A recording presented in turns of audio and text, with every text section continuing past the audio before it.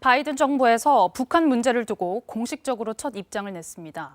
이 북핵을 억제하는 것은 미국의 핵심적 국익과 관련된 사안이라며 새로운 전략을 수립하겠다고 강조했는데요.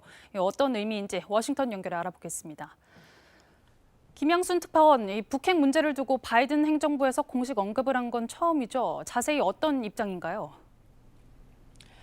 네, 지금 보시면 예상보다 빨리 북한 그리고 북핵 문제에 대한 바이든 정부의 인식이 공유됐다 이렇게 볼 수 있을 것 같습니다.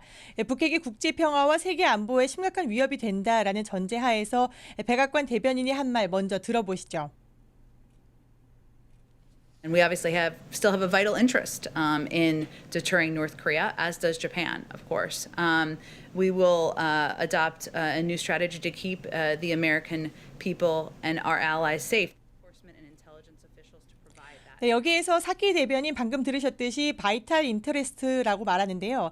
사활적인 국가 이익이다라는 뜻으로 미국 본토에 대한 공격을 예방하는 수준, 즉 가장 높은 수준의 국익을 표현할 때 쓰는 단어입니다. 백악관 대변인의 이 답변, 일본 기자가 일본과 북한에 대한 정책을 묻자 사전에 준비된 답을 하는 모습이었는데 현 상황에서 바이든 정부가 아주 정교하게 정리한 미국의 입장이다라는 얘기입니다.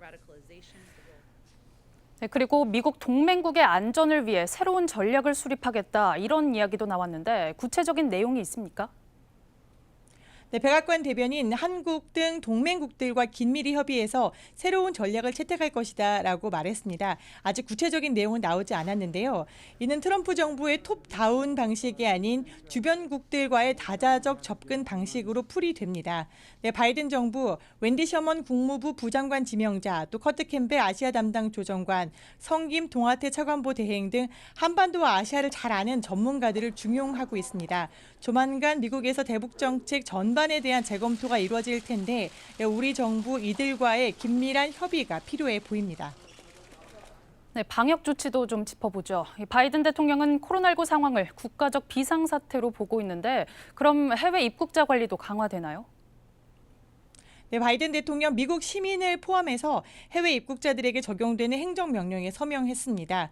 먼저 미국 동부 시간으로 26일 0시부터 만 2세 이상 해외 여행객은 코로나 음성 확인서 혹은 회복 확인서를 내야 미국에 입국할 수 있습니다. 출국 시가 기준으로 했을 때 3일 내에 검사한 확인서가 필요한데요. 항공 사정이 미뤄져서 사흘이 지났다. 그래도 입국이 안 된다고 합니다. 또 바이든 대통령 자가 격리 정책도 밝혔는데 구체적인 지침은 아직 나오지 않았지만 미 질병통제센터 기준을 적용한다면 입국 후에 열흘 동안의 격리로 정해질 가능성이 높습니다. 지금까지 워싱턴에서 전해드렸습니다.